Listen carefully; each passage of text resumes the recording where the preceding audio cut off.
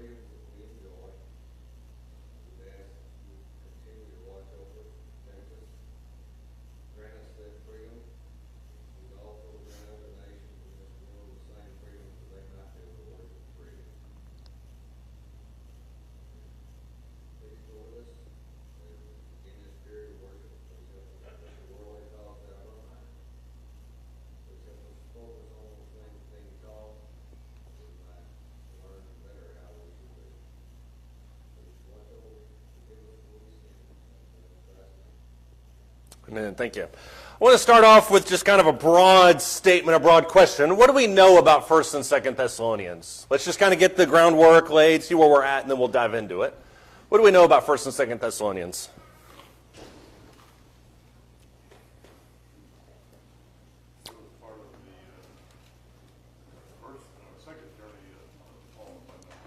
It is part of the second missionary journey. That's exactly right. The first one was, I think, in 13 through 15, and then obviously you have 16 through 18, and then the third one, I think, starts in 20. I obviously have those chapters off, but you get the gist. You're right. It is in the second missionary journey. Go ahead.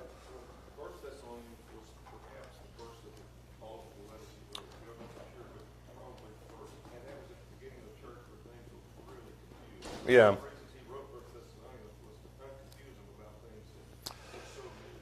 Yeah, and the beauty of writing a letter like that is after he wrote it, there was no confusion ever, anything else about anything. So you are right about that. No, you're right. It is arguably the first letter. I think there are seeds when you look at 1st Thessalonians, especially that, at least when I look at it, it seems like it's more of an emotional Paul. When you look later books, it seems like he's more, I don't want to say doctrinal or dictatorial, because that's not really who he is. But 1st, 2nd Thessalonians are largely emotional, I think, because everything is still brand new. And so I think that's a great point to bring out. What else do we know about 1st and 2nd Thessalonians?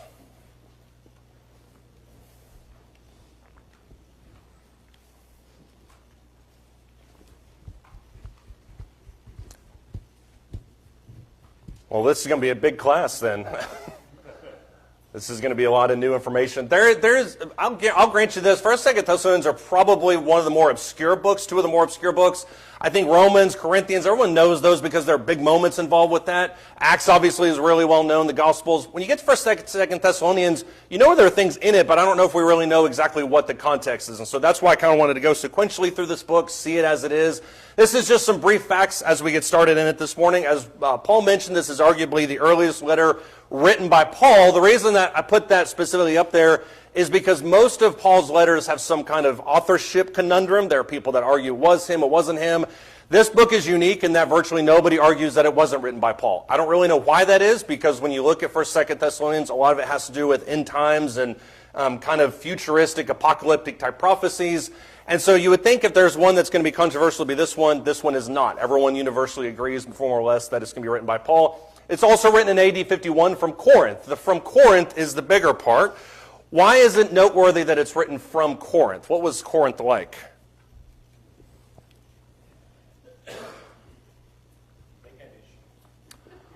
They had issues. You could say about every church, though, but issues with a capital I think, for Corinth.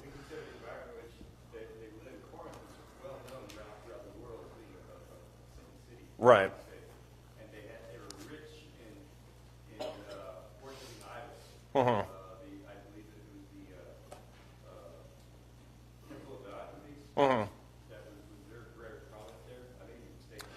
Yeah, that doesn't ring right, but I can't imagine what the right one is either. But it is a big temple. I should have had more coffee this morning. But you're right, there is a big temple. Artemis of the Ephesians. I'm interrupting your point. You go ahead and keep going. The thing is, it was like, it was a typical port city of any age. Right. It was full, because so much traffic flowed in and out of it, Mm-hmm. that all the vein of civilization would be there. Yeah, Corinth really isn't that different from a lot of those cities. As you mentioned, it is a port city. It has two major roadways that kind of go through it, one east-west, one north-south.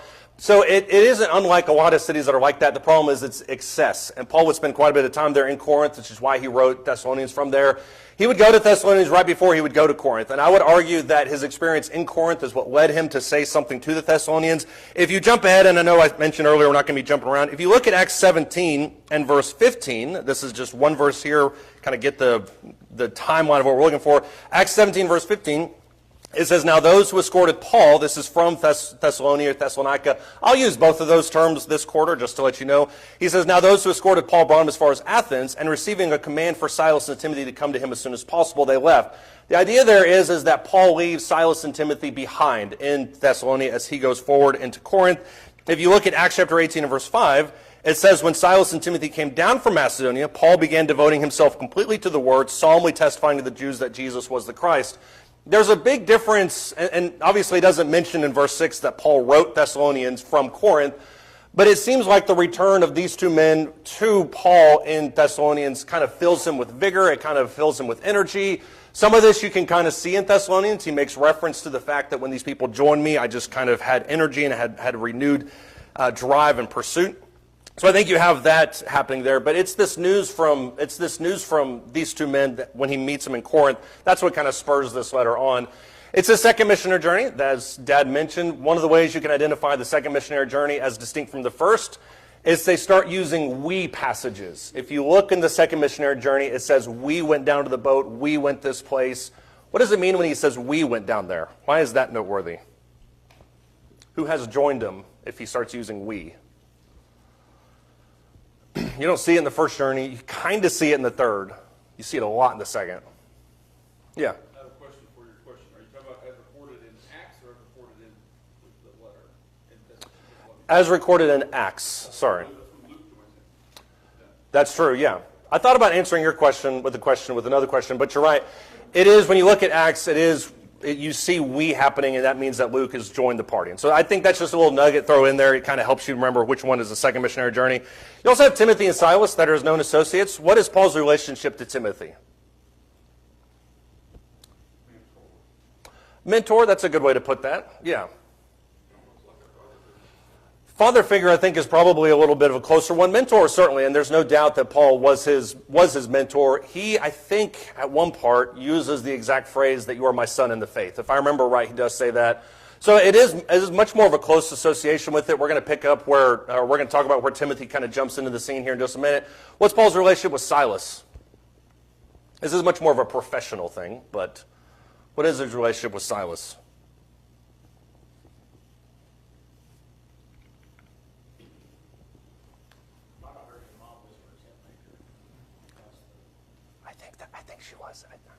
I'm sorry, I was just trying to whisper back. I think he was a tent maker.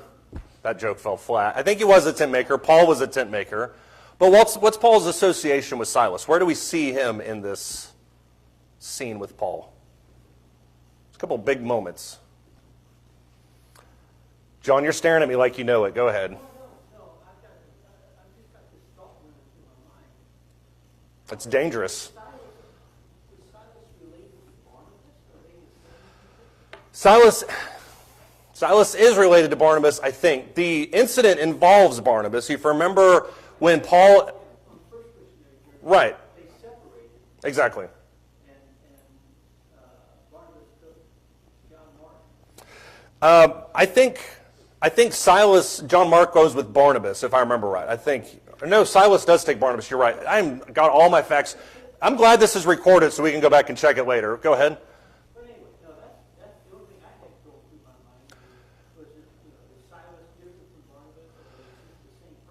If I remember right, and I'm about 0 for 12 this morning so far, I think Barnabas is the one that goes with Silas. Barnabas has a disagreement with Paul about John Mark, because John Mark had left them earlier, and so Barnabas takes John Mark and goes, and Paul goes with Silas. I think that's the way it goes down. This was supposed to be the easy slide, so I'm kind of nervous about it at this point. But you're right, there is that schism, and the reason I think that's the way it was is because when you fast forward to Acts chapter 16 there in Philippi, and Paul is in prison with Silas singing psalms. That's where you have the Philippian jailer incident. So Silas is alongside with that scene as well. Was that what you were going to say? Yeah. So those are the two big moments when you look at Paul with Timothy and certainly Paul with Silas. This is probably the biggest thing to take away from this, at least portion of the class, is that the themes regarding 1st, 2nd Thessalonians is largely persecution and end times related. And those two things aren't isolated from each other. When you think about what Paul has to say regarding persecution, how he connects it to end times prophecies, that's a big deal. And I think that's really kind of the main thrust with which we're going to take this quarter. What is the connection between persecution and end times? Why would those two topics go together? Paul? Well, one thing which I think we find in 2nd Thessalonians is the people were so convinced that the world was coming to an end, that Jesus was coming back, that they actually didn't do anything. I'm not sure about the persecution unless they just ignored it, let it happen, because they thought all this was coming to an end. Yeah, that's true. I mean, when you get to 2 Thessalonians, Paul makes several mentions about the idea of working. He does that also in 1 Thessalonians 5. He talks about working and working, not just kind of taking it easy and thinking that since, the world's going to come to an end, you don't have to do anything. But I think there's a deeper meaning in regards to persecution and end times. What connection would those two topics have with each other? Well, it was driven into the people, that they need to focus on what the prize was, Right. And, when they were going through all the persecution, that they needed to focus on what was to come as a reward. Right. You're right about that. And when you're going through persecution, you need to focus on what's coming, what's happening after all these things. Why is that? What does persecution tend to do to us? And I say persecution, a very physical one in that day and age. I think it's probably more of an emotional and social one in today's world, although obviously anything can change. What does persecution tempt us to do, I guess, for lack of a better phrase? Well, I was just going to say persecution, if we stand through it, it makes us stronger. If we stand through it, it makes us stronger. And that's the right response to persecution. Levi, go ahead. Persecution, especially of a lengthy nature, tends to beat us down, break our spirit. Right. Yeah, persecution tends to wear us down. As you mentioned, it tends to break our spirit. I think it also, in a lot of ways, makes us question whether or not what we're standing for is right. Because humans tend to operate based on social pressure. And so if we're standing for something and literally everybody else in the room says you're wrong, the temptation is to kind of rationalize and say, okay, well, maybe you're right. Maybe I need to give a little bit on this. And it's that dynamic, I think, that is fascinating in 1st and 2nd Thessalonians, because it talks about the right response towards persecution. And that's what we're going to talk about this morning. Karen? Throughout this time and 2 or 3 generations after, the Roman emperors, they persecuted and martyred a ton of Christians. Right. And over and over, they gave them the choice of sacrificing to the Roman gods and or dying. Mm-hmm. And some of them chose to sacrifice and bow down to Roman gods, Mm-hmm. and because of fear of death. But then many were martyred. Yeah. Persecution, they were serious. It was like a threat of death. And so, Yeah. we're talking about somebody being into you. We're talking about somebody literally going to kill you. You're right about that, and you said that about how it's not, persecution isn't just about people being mean to you, and you're exactly right. The persecution back then was much more severe. I don't want to minimize that, though, because I do think it's that subtlety that sometimes we get lost in. When you look at what you just mentioned, you talk about how people either stood for the faith and they were martyred, or they didn't and they were persecuted and killed. The persecution has a catalyzing effect, if that's even a word. It tends to amplify whatever you're doing. And so if you're kind of lukewarm in regards to the gospel, make you more lukewarm. If you're kingdom and glory, how does Paul speak to them in those verses in 8 through 12? Because some of it is his defense. He's just saying, you remember what we did. But how does he speak to them? Openly openly of affection. He's not guarded.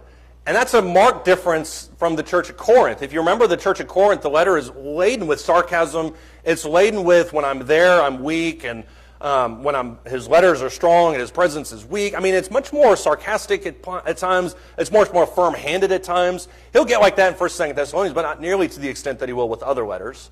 How else does he talk to them? Look especially at verse 11. Right, as I implore you as a father would his own children. That's different from an apostle to people. How is that different? When he says, I implore you as a father does to his children, which is very similar to how Paul would address the letter to Philemon, by the way, how does he address them? How does that change the tone?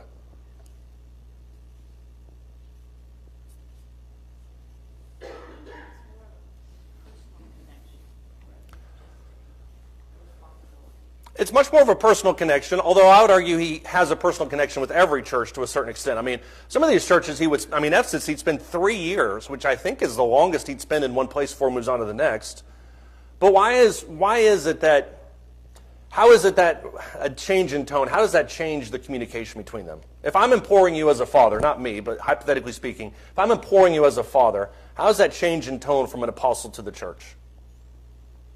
It's not authority-driven.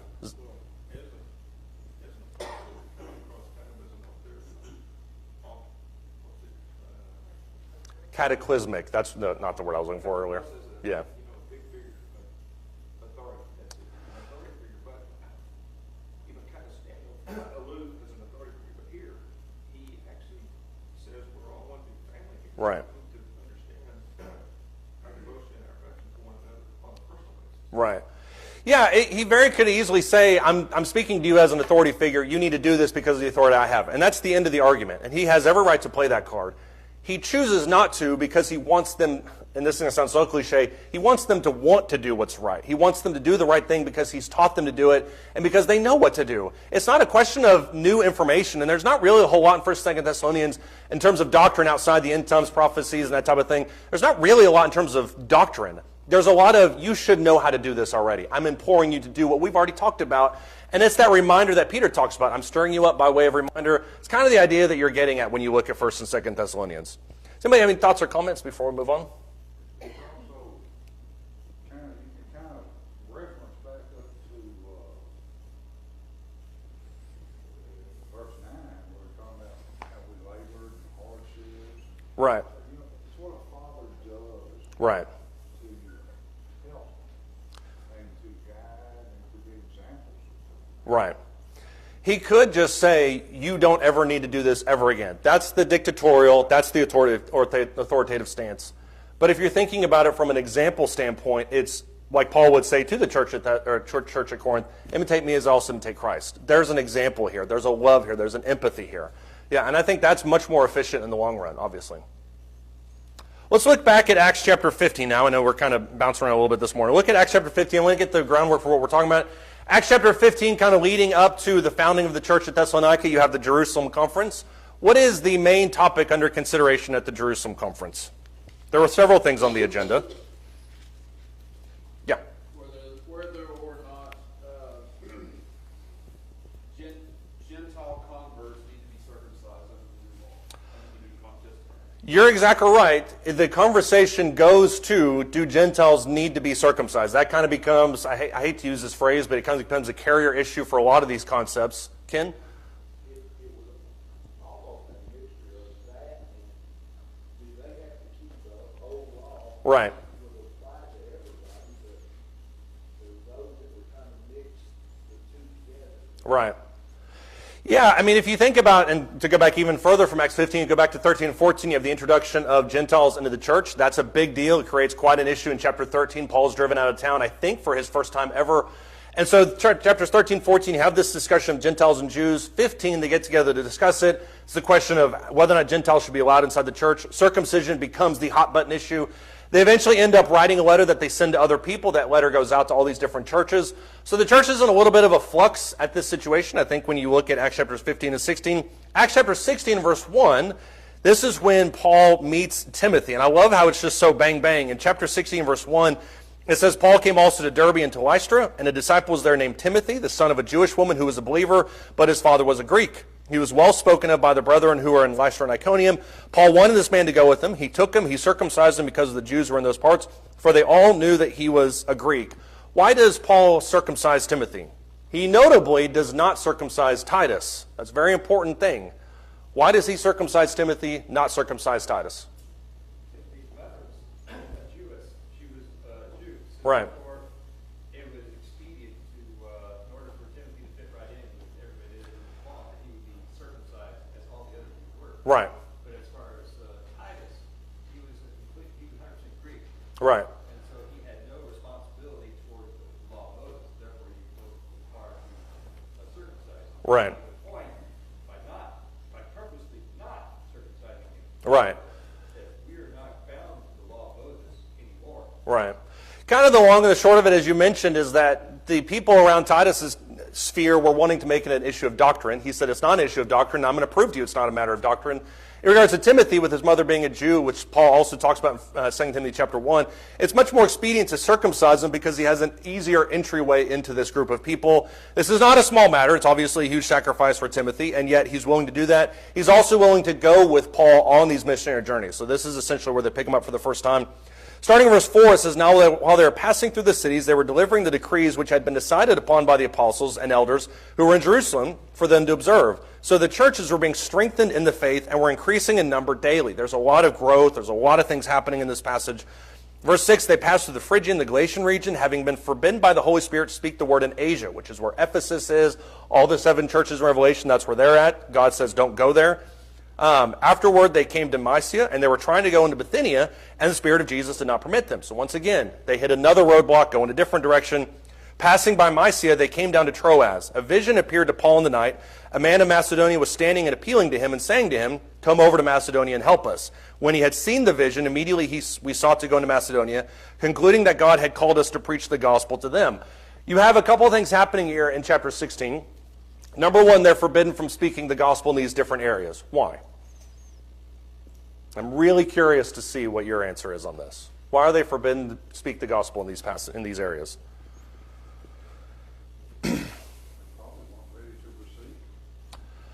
They probably weren't ready to receive it. There's one idea. Yeah.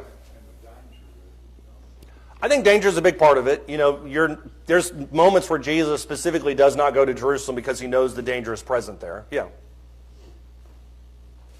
Why else is he forbidden from speaking there? I think one thing is that it was already a given fact that they were going to very little if any progress. So it would pretty much be a waste of time, as well as the danger. You say that, and I would kind of kick back on that a little bit because I think up until that point they had been having success. And so the idea that all of a sudden it would stop, I think, is a little bit different from the text. But you're right. Nobody knows when they go in there what could happen. They could very easily go in there and just be stymied every step of the way. It's kind of a trick question because the answer is nobody really knows. And I think the point of it is to funnel people eventually to Macedonia. If you look in verses 9 and 10, you have the famous Macedonian vision. Thessalonica is in Macedonia. And so the whole point of this entire chapter, at least these first 10 verses, pick up Timothy, who's going to be important in Thessalonica, and then also funnel these 2 men to Thessalonica. That's what you see happening here in Acts chapter 16. If you look in chapter 17, you have Philippi there in then in chapter 16. Chapter 17 says, Now when they had traveled through Amphipolis and Apollonia, they came to Thessalonica, where there was a synagogue of the Jews. And according to Paul's custom, he went to them. For 3 Sabbaths he reasoned with them from the Scriptures, explaining and giving evidence that the Christ had to suffer, he had to rise again from the dead, and saying, This Jesus whom I am proclaiming to you is the Christ.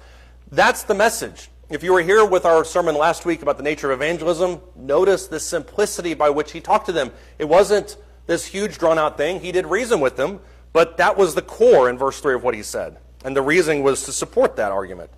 Verse 4, some of them were persuaded and joined Paul and Silas, along with a large number of the God-fearing Greeks, a number of the leading women. But the Jews, becoming jealous and taking along some wicked men from the marketplace, formed a mob and set the city in an uproar, and attacking the house of Jason, they were seeking to bring them out to the people. When they did not find them, they began dragging Jason, some brethren, before the city authorities, shouting, These men who have upset the world have come here also. And Jason has welcomed them, and they all act contrary to the decrees of Caesar, saying that there is another king, Jesus. They stirred up the crowd and the city authorities who heard these things, And when they had received a pledge, which is most likely a promise, when they received a pledge from Jason and the others, they released them. What was the scene like in Thessalonica when Paul showed up to preach there? What kind of impact and reception did he have? And or success? What was his time in Thessalonica like? Mixed reviews. Mixed reviews. I'd say about 3.5 stars out of 5, yeah. If he's gotten a Yelp review for his time in Thessalonica. What happened when he got there and started preaching?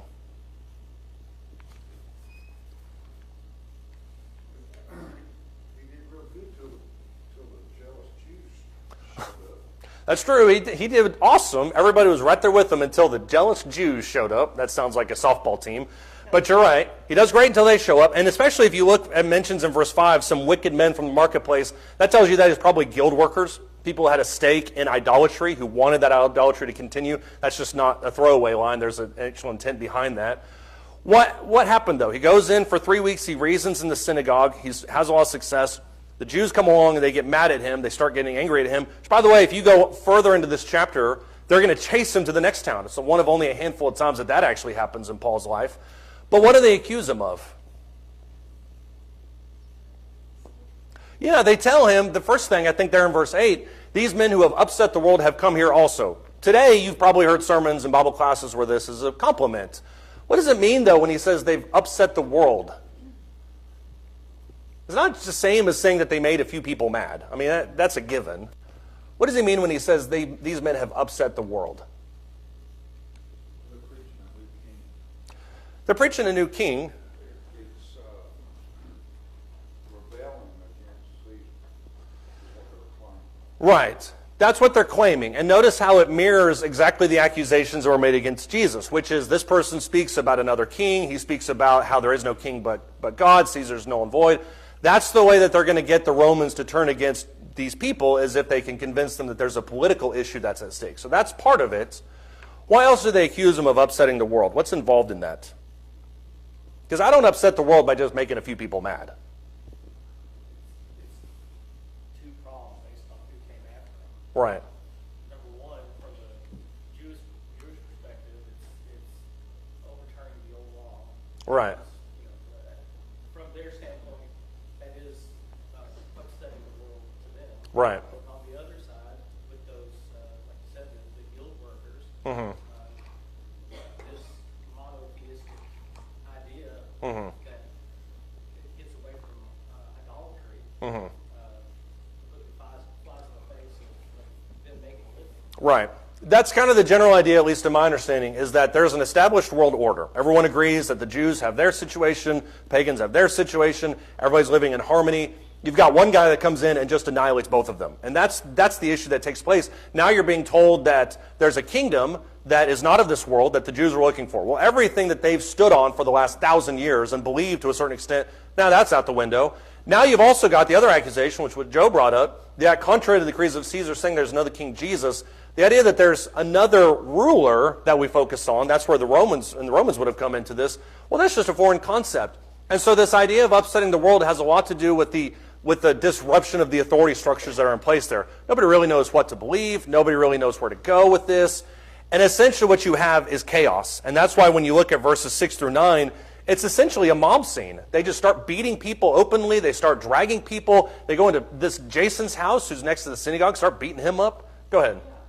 Jesus told the disciples that you're going to put what he preaches, that Jesus stands for, is going to separate mothers and daughters and fathers Right. and sons. Yeah.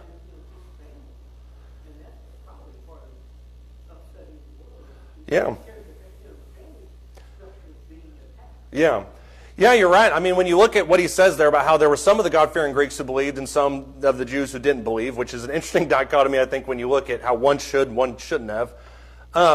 You're right. We tend to think of that as, well, they're just individuals. Well, they are parts of families. And so you've divided a Jewish family in half, essentially.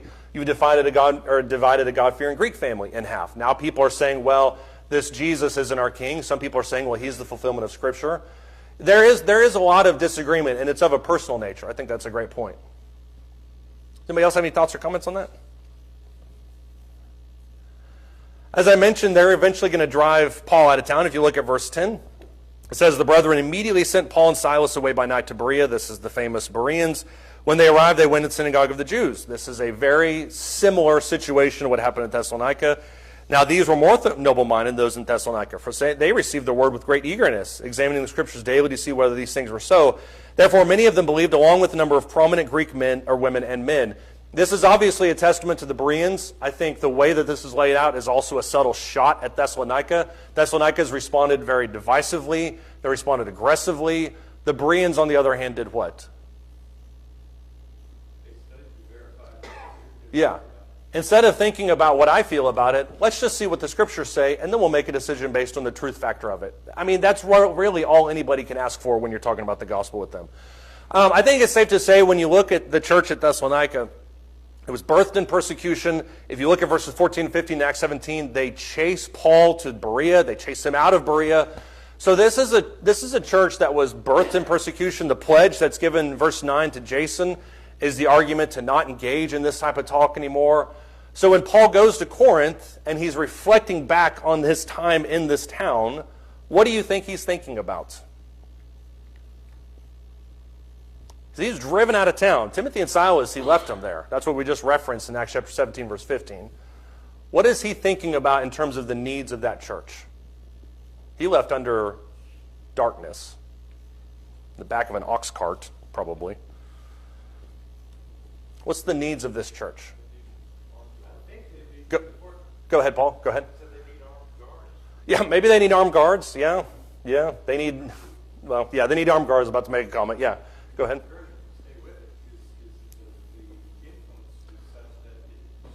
Right.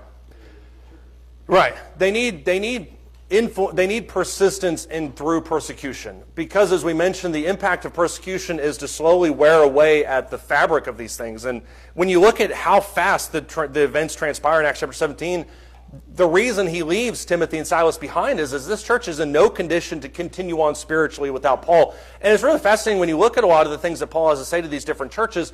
He remarks upon the absence. In Galatians chapter 1, he talks about how you guys are turning to something completely different. You guys are following another gospel, which isn't another gospel. 2 Corinthians chapter 12, he says, if an angel came to you and preached something beyond what I preached to you, you'd follow that.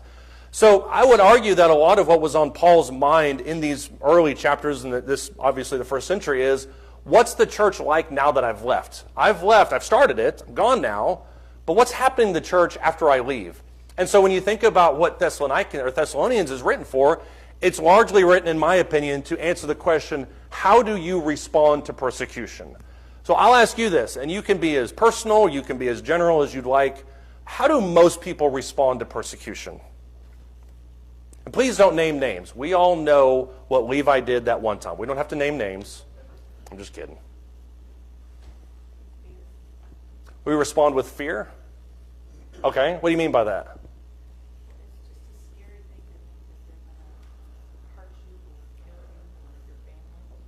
You're right about it, and I'm not dismissing that. The reason I asked more was because I think all of us feel emotionally fearful when we start undergoing any kind of persecution. The question then is, how do we handle that fear? And that's kind of where I wanted to get to. John? A lot of people just try to eliminate whatever we're being persecuted for. Right. They just give up, basically. Yeah. Whatever it is. It's uncomfortable to me, and so like a splinter, I'm just going to remove it. The problem's gone. Now everything goes back to normal. And you're right. That is the way some people handle it. Paul? Based on the feedback in Korea and Vietnam, there's really two avenues. Most people will continue to resist, but there's a handful that won't go again. So I would say if you're a good faithful Christian, you're going to resist, but if you're weak, you're probably going to cave into the persecution. You're right. I mean, if you're a good, faithful person, you'll most likely resist. If you're weak, you'll cave into it. And I guess the follow-up question, this really isn't just, it's certainly not just for Paul, it's more for personal digestion, if you will. But what makes somebody weak and what makes somebody strong? There's a fantastic book, I've referenced it here before, but it's a book, I can't remember what it's called, but it's by Viktor Frankl, who was a Jewish psychologist who was in the Holocaust, who was in Auschwitz. And he talked about what differentiated people who survived the Holocaust versus people who died very easily as soon as they came in. And essentially it boiled down to hope. What were they hopeful for? Did they actually believe that there would be an end? Did they believe that there would be salvation? Did they not? Were they fighting for family? Were they not fighting for family?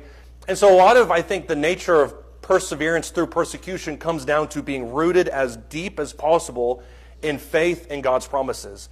And you see that throughout First and Second Thessalonians. That's why when you look at it, there's so much emphasis on end times. Don't worry about what you're going through now, because what is eventually going to happen will vindicate you.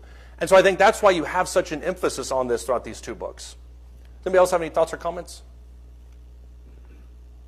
Look at 1 Thessalonians chapter 2 and verse 17. I think you see this a little bit, and we're going to read quite a bit now here for just a few minutes. But when you look at 1 Thessalonians chapter 2 and verse 17, I think you see Paul's concern about this. How are you people responding to persecution? They don't have social media. They don't have email.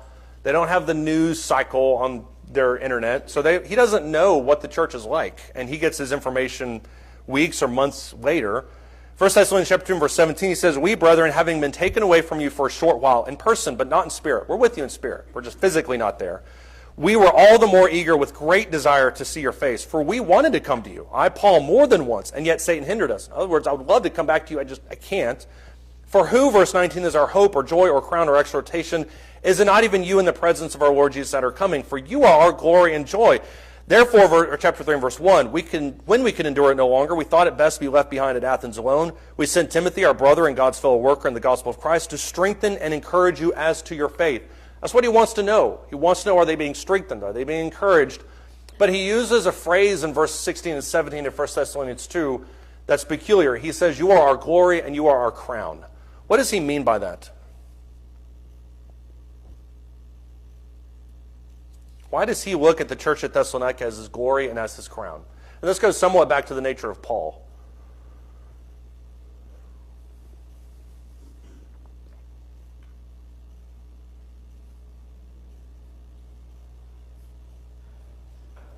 I heard a sigh.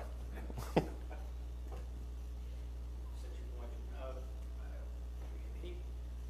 seems to look at him as, he's seeing that as part of his reward. I think he absolutely sees that as his reward. Paul, once again, in the church, in the letter to Corinth, he talks about how he didn't take food, he didn't take money, he didn't take anything from these people, so that his glory, what he could take pride in, is the fact that he offered himself as a gift to them, as a sacrifice to these people. He makes a similar argument in 1 Thessalonians chapter 5. But when Paul thinks about his life, and we can all think about this kind of in our own little ways. When we think about our life and the things that give our life meaning, that define it, that we can be proud of, it's things that we've built, and just as importantly, things that lasted. And Paul spent his whole life preaching to these churches. And the last thing that he wanted when he left was for some other guy, Galatians 2 Corinthians 2:12, he didn't want some other guy coming in and nuking everything that he had worked for. And so when he shows up, and I think this is more or less what he's alluding to, when he shows up on Judgment Day, and he sees people from the church at Thessalonica there, he's not going to be arrogant about it, but he takes pride in knowing that he played a part in the reason that they're there. And I think that gives him a lot of satisfaction. That's my own personal understanding. You can feel free to rip that apart. Joe? It also is a great encouragement to them. Right. Be told, "Hey, I'm proud of you guys." Right. I mean, John said that in 3 John, where he said, "I have no greater joy than to hear that my children walk in truth." For somebody who legitimately cares about the souls of others, the thing that gives them the most satisfaction is knowing that people are listening to God, obeying God, being faithful to God. And that's a job for any of us who love other people's souls. Ken? Corinthians, Paul talks about all the things that's happening, and then he says, beside this, the worry or Yeah. translation say anxiety over the church. Right. We got 3 members, we can't open up our cell phone and talk to somebody who's involved with it. Yeah. They had to go or write a letter, and Yeah. so he left, and he didn't know exactly until somebody came. Yeah. And like you mentioned, that's not days or weeks, that's months, in some cases possibly even years before he knows what the situation with the church is. One of the translations, like I said, uses anxiety. Right. I mean, that's deep worry about what's going on, how are they doing? Yeah. The subtext of that in 2 Corinthians is that everything that is happening to me is secondary to what my anxiety for you guys. Yeah, I think you can see that for sure. To answer back to this question, how do you respond to persecution? If you look at 1 Thessalonians chapter 1, we've got about 7 minutes left and I need all 7 of them. If you look at 1 Thessalonians chapter 1, you see ways in which Paul alludes to, talks about, discusses the nature of responses to persecution. For instance, in 1 Thessalonians chapter 1, verse 6, he says, "You also became imitators of us and in the Lord, having received the word in much tribulation with the joy of the Holy Spirit, so that you became an example to all the believers in Macedonia and in Achaia. For the word of the Lord has sounded forth from you, not only in Macedonia and Achaia, but also in every place your faith towards God has gone forth, so that we have no need to say anything." How did this church respond to persecution? And he is overjoyed at this. What have they become? They become examples. I mean, I can't think of anything better that he wants for these people than that their faith through persecution, as severe as this, has become an example to other people who are also undergoing things like that. If you look, for instance, at 1 Thessalonians chapter 2 now, verse 9, he says, "You recall, brethren, how our labor and hardship, now working day and night, so as not to be burned to any of you, were proclaimed to you the gospel of God. You are witnesses, and so is God, how devoutly and uprightly and blamelessly behaved towards you as believers, just as we know how we were exhorting, encouraging, and pouring each one of you as a father would his own children, so that you would walk in a manner worthy of the God who calls you into his own kingdom and glory." We just kind of discussed that about his own personal emotion. Look at verse 13. "For this reason we also constantly thank God that when you received the word of God, which you heard from us, you accepted it not as the word of men, for what it really is, the word of God, which also performs its work in you who believe. For you, brethren, became imitators of the churches of God in Christ Jesus that are in Judea, for you also endured the same sufferings at the hands of your countrymen, even as they did from their Jews." They became sharers in that persecution. I think you can see that as well. They became workers. This happens in 1 Thessalonians chapter 4, verse 9. "The love of the brethren, you have no need to anything to write to you, for you yourselves are taught by God to love one another, for indeed you do practice towards all of them." I think you notice, though, in chapter 4, verses 13 through 18, they did become despondent, though. Why did they become despondent? This is the big scene that talks about what happens on the last day.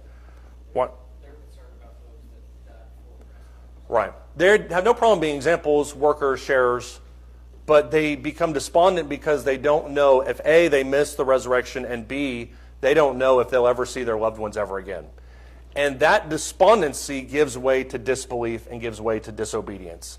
And so that's why he addresses, and this is part of what we talked about a second ago, and I'll just put all these up here for you because I know we're running up against the clock. When you look at the way that every chapter in 1 Thessalonians ends, he ends every single chapter by talking and referencing the return of Jesus. Now, Paul didn't put the chapter breaks in there. I get that. But the natural flow of the book lends itself to ending these thoughts about the coming of Jesus.